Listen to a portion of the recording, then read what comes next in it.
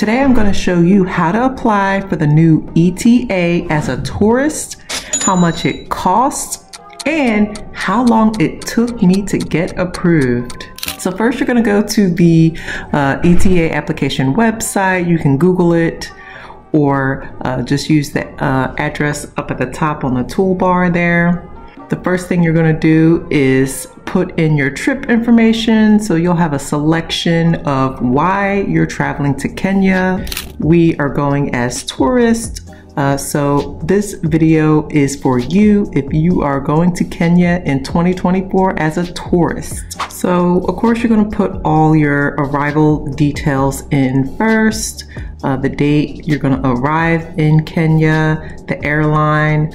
They also want to know any cities or any countries that you're visiting before you come to Kenya, including the country that you originated from. Once you submit that, then you're going to need to upload your passport information. So what I did was I took a picture of the passport pages that had our photo on it.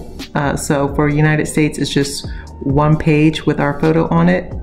Take a picture of that. And you also want to take a selfie if you don't already have one. Most of us have selfies lying around somewhere. So you're going to need 2 photos for each person. So a passport photo and a selfie photo.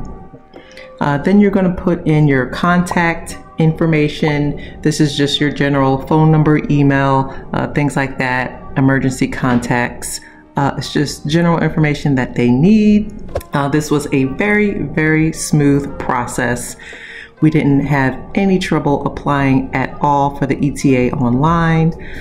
Then you're gonna answer some more general information, click the applicable boxes that apply to you. Then you're gonna go to the customs declaration page. You should be selecting no for everything, but if you select yes, that's up to you.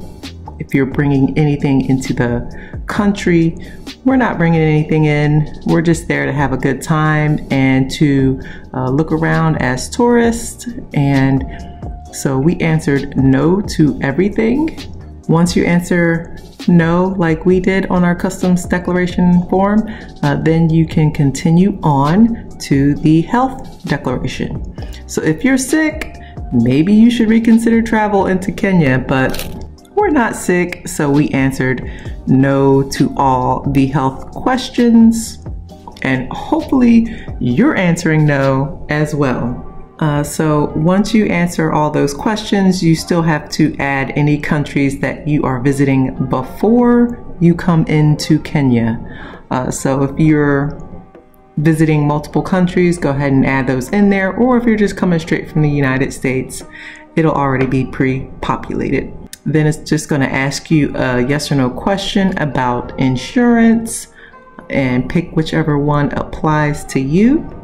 And then you are required to upload your accommodations and your flight information. So we just uploaded a PDF file that had our confirmations from our emails, and that's what we did.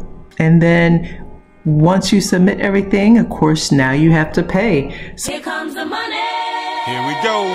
Money talk. So we did standard processing because our trip is more than 72 hours from now. But if you were traveling tomorrow, I think there's like an expedited option that should show up. But in our case, because we're not traveling within the next 72 hours, standard processing automatically came up.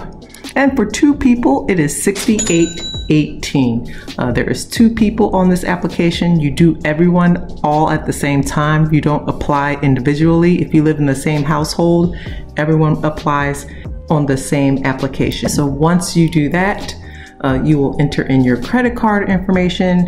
And so here is the breakdown of our eTA. So it did cost $32.50 per person. There's 2 people on this application. They did charge a bank fee of $3.18, which gave us a grand total of $68.18 for 2 people to travel to Kenya in 2024. Once you submit everything, you'll get a confirmation. They will give you a link so that you can track the progress of your application, and they will also send you an email confirmation with your receipt. Make sure you check your junk email because that's where my receipt ended up. So once you have all that submitted, you can go back to the website at any time and check the progress. It'll say processing. Once it's completed, it will say completed, and you will get an email. Again, check your junk email just in case, but you'll get an email with a QR code. It'll have the person's picture and their QR code that you will use for travel to Kenya. I did apply for our eTA on a Saturday night, and I received our approval Monday around 3 a.m. So it was a very smooth process, no issues whatsoever. Kenya has it going on. Their technology is great and efficient, and the process was smooth.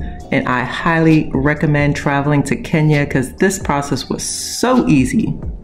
Now, I will say we did get our approval on January 9th, and that's when our valid from date is.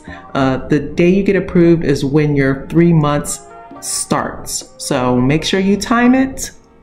If you're staying, that max 3 months.